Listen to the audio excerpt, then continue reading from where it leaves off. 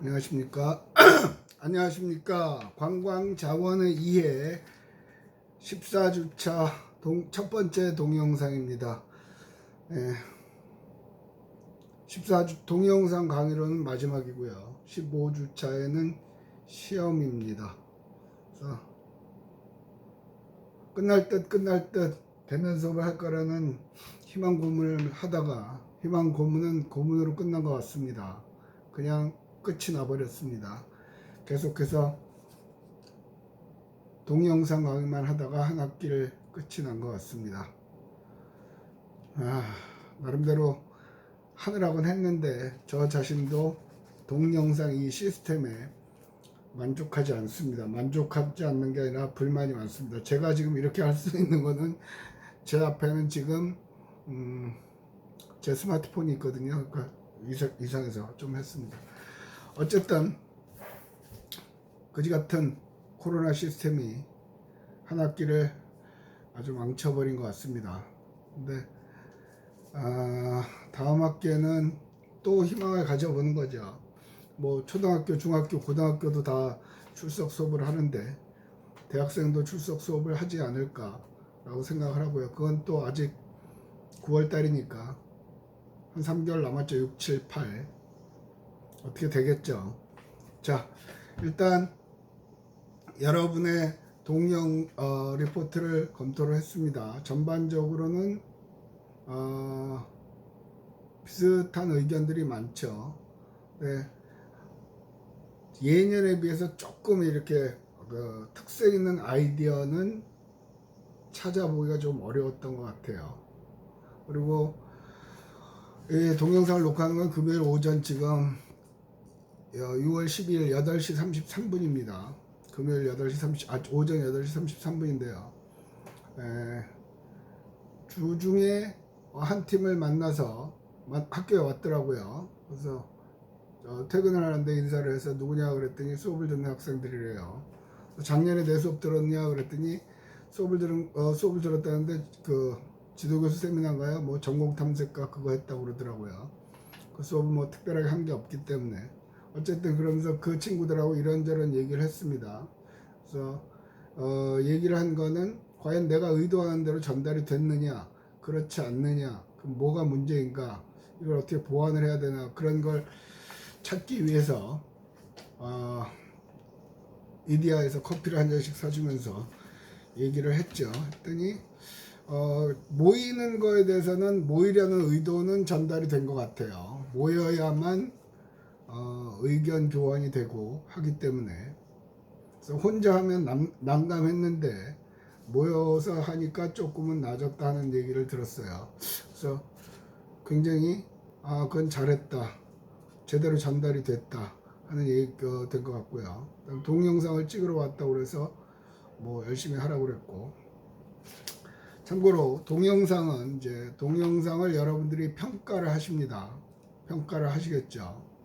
평가를 하실 때는 모여서 평가를 하십시오. 그래서 왜냐하면 상대방의 자료집을 읽어보고 그 다음에 동영상 발표하는 걸 보고 그걸 가지고 또 치열한 토론을 하는 겁니다. 저게 무슨 발표냐, 야 저 정도면 잘한 거 아니냐, 어쩌고 저쩌고 자꾸 토론을 하면 그 속에서 또 다른 생각들이 바뀌겠죠. 그래서 동영상은 사전에 공지한 대로 6월 17일 수요일 밤 12시까지 발표 채점지하고 채점지, 그 다음에 여러분이 채점을 하는 사진이 있겠죠. 그래서 채점지 이렇게 들고 여러분이 모였다는 증명을 위해서 사진을 찍어서 사진과 채점지, 다 채점한 채점지를 제 이메일로 밤 12시까지 보내시면 됩니다. 밤 12시 이후에 도착한 이메일은 미제출로 처리하겠습니다. 그래서 사진에 반드시 조언이 다 있어야 되고요. 그래서 모여서 사진을 채점을 하고 그 결과를 하시고, 채점 칸에 보면 가끔 그런 학생들이 있는데 자기조는 자기조가 채점할 수가 없죠. 그죠? 다른 조건만 채점해서 총점까지 다 내서 제출을 하시면 됩니다. 그 정확하게 하시고, 그 다음에 조원들 이름도 중요합니다. 조원 이름은 마지막에 여러분 기말고사를 볼 때 조원 평가하는 난이 있습니다. 조원 평가하는데 조원 중에 한 사람 이름이 안범용인데 안뱀용라고 쓰면 씁니다. 그분은 미제출로 부정확한 걸로 해서 그분이 채점한 거는 카운트를 안 할 거고요. 무효 처리하고요. 그 다음에 그분은 기말 성적에서 5점 감점을 하는 걸로 되어 있습니다. 이유는 뭐냐면 조작업을 하면서 조원들의 이름도 모른다는 건 말이 안 되죠. 성실하게 참여를 안 하셨다는 거죠. 말 나온 김에 얘기를 합니다만 조원 평가에서 조원이 6명이면 나 빼고 5명을 갖고 평가를 하는 겁니다. 잘한 사람 5점, 4점, 3점, 2점, 1점. 교수님 다 잘했는데 그래서 전 다 5점을 주겠습니다. 예, 5점 주십시오. 그분은 동점자가 있는 걸로 처리를 했기 때문에 5점 감점을 할 겁니다. 동점자가 있는 거는 무효 처리를 합니다. 정확하게 평가를 하시기 바랍니다. 됐고요. 어쨌든 기말 마지막 발표는 나름대로 의미 있게 전달이 된 것 같아요. 말 나온 김에 시험에 대해서 질문들이 있는데요. 여러분들이 저한테 메일을 보내신 분들이 있습니다. 메일을 보내신 분들이 있는데 어떤 분은 메일에 답을 했는데 어떤 분은 메일에 답을 안 했죠. 항상 이메일을 항상 이메일을 보낼 때는 받는 사람 입장에서 생각을 해 보십시오. 여러분들이 취업을 하든 뭘 하든지 간에 받는 사람 입장에서 제가 가르치는 학생이 평균적으로 80명, 한 300명 됩니다. 한 학기에. 근데 교수님 이거 어떻게 해요? 하고 딸랑 보내면 네가 누군지 알고 무슨 과목을 듣는지 알 수가 없죠. 그래서 제 기준은 학과, 학과생도 있기 때문에 학과, 학년, 학번, 성명, 그 다음에 무슨 과목을 듣는지, 그리고 질문을 하신 거에는 답을 했습니다. 거의 보통 밤에는 제가 스마트폰은 이게 느리기 때문에 그 다음날 아침 출근하자마자 답을 했으니까 받을 거고, 아직까지 이메일에 답을 못 받으신 분은 교수가 이메일을 안 읽은 게 아니라 읽었는데 그거는 제대로 양식을 안 갖췄죠.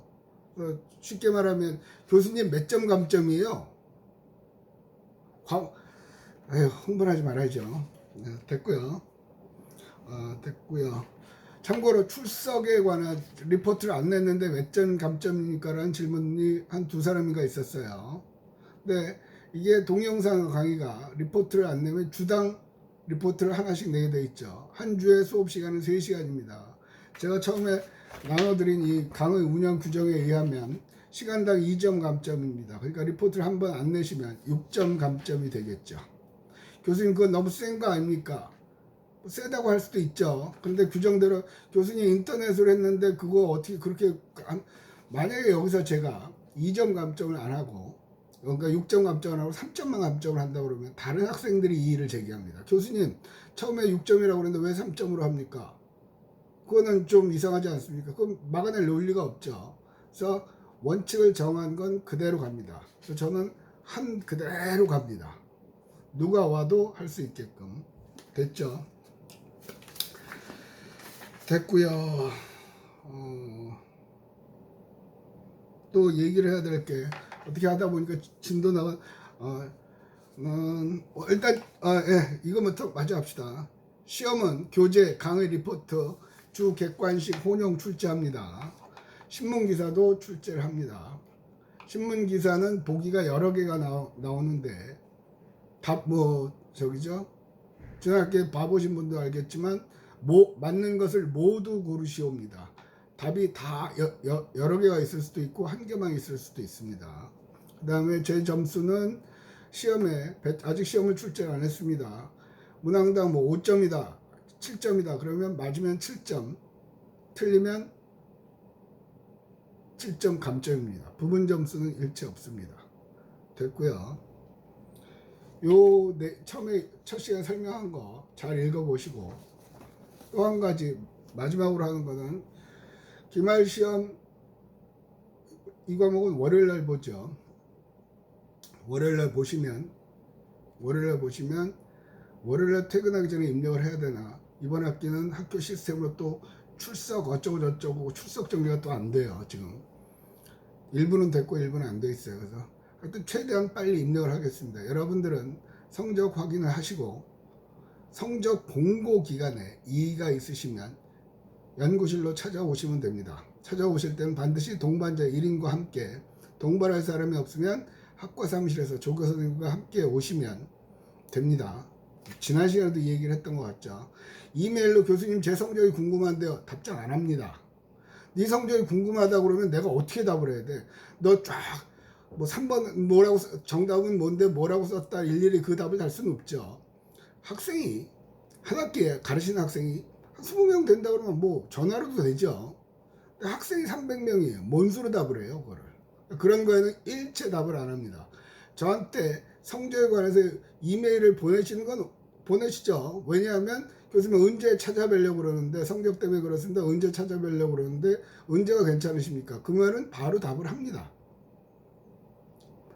그것도 역시 학과, 학년, 학번, 이름, 무슨 과목을 듣는지, 네가 창업론을 듣는지 자원을 듣는지 알 길이 없죠.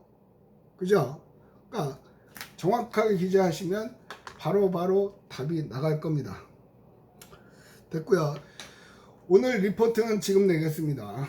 리포트는 시험 보는 일시, 며칠 날 시험 보는지, 이건 관광 자원의 이해입니다.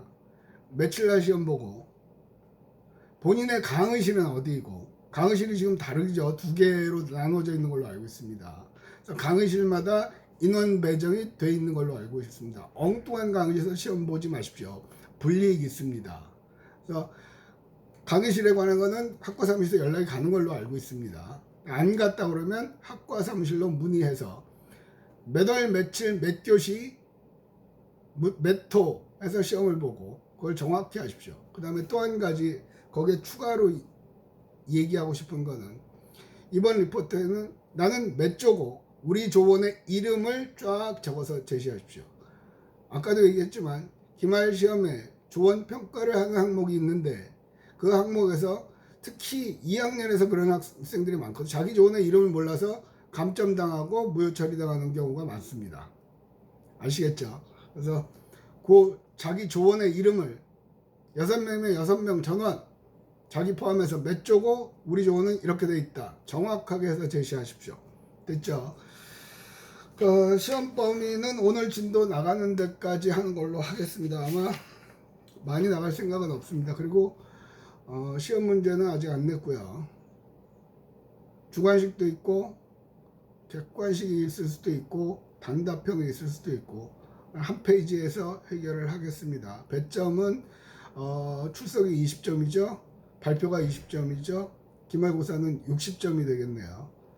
60점이 되겠네요. 그래서 6점짜리 10문제가 나갈 수도 있고 10점짜리 6개가 나갈 수도 있고 모르겠습니다.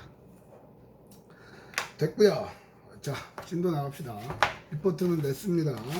그 다음에 지난 시간에는 불국사 3층 석탑을 얘기했죠. 그래서 있는 그대로의 소재의 해석 설명을 가하는 방법이다. 그래서 불국사 3층 석탑이 왜 불국사 3층 석탑인지 얘기를 했죠. 처음에 있는 건 위치, 그죠? 어디에 있는지, 불국사에 있는지, 내원사에 있는지, 합천 해인사에 있는지, 그죠? 어디에 있는지, 그 다음에 몇 층인지, 3층인지, 5층인지, 7층인지, 그 다음에 마지막은 뭘로 만들었는지, 돌로 만들었으면 석탑, 나무로 만들었으면 목탑, 벽돌로 만들었으면 전탑, 뭐 그런 것들 얘기했습니다. 그러면서 그림자가 없는 탑이다, 무형탑 얘기를 했고요. 석가탑이라는 이름도 있고요. 그렇게 얘기를 했습니다. 그래서 그런 설명을 들으면서 보면 그게 달라지죠. 그래서 지난 시간에는 그런 얘기를 많이 했던 것 같아요. 그래서 지난 시간에 연장을 하면 포석정도 있고요. 경주의 여러 가지를 갖고 설명을 많이 했던 것 같아요. 그거는 여러분하고 이제 2학기 때인가요? 네, 자원 해설론이 있습니다. 참고로 여러분들 중에 혹시 또 이번 학기도 그러신 분들이 많았는데요. 저한테 수강 신청을 하고 교수님 수강 신청 못했는데 껴주시면 안 돼요. 어쩌고 얘기하시는데 한 번도 해준 적 없고 저는 그 권한이 없습니다. 그런 분들은 학과 사무실로 문의해서 학과에서 해결하십시오. 미리미리 교수님 미리미리 얘기를 합니다. 교수님 왜 그렇게 학생인데 빡시게 굽니까? 이유가 뭐냐 하면 한 번은 그렇게 오픈해서 초창기에는 해줘 봤죠. 무슨 문제가 생기냐면 관광과 학생들은 어차피 나중에 수강신청 해줄 건데 뭐 해놓고 수강신청을 늦게 하니까 다른 학과 학생들이 많이 들어옵니다. 동문과, 체육과, 뭐 철학과 뭐 그런 데서 많이 오더라고요. 저 수업하기 굉장히 힘이 들어요. 전공 듣는 학생이 우선권을 갖는 게 맞죠. 그럼에도 불구하고 그걸 행사를 안 해놓고 오만 구실 붙여 PC방이 뭐 가는데 교통사고가 났어요, 뭐가 어째요, 뭐 확인할 길이 없어요. 다시 한번 말씀드리는데 저한테 그런 이메일 보내지 마십시오. 정확한 인원으로 할 거고 그대로 할 테니까 열심히 수강 신청하시기 바랍니다. 됐고요. 자, 그 다음에 해석 설명해 주는 것까지 여러분 89페이지를 하고 있습니다. 두 번째는 과거에 있던 그대로를 재현시킴으로써 볼거리화하는 방법이다. 있는 그대로를 재현시키는 거. 옛날엔 이렇게 했다 하는 거 있죠. 예를 들면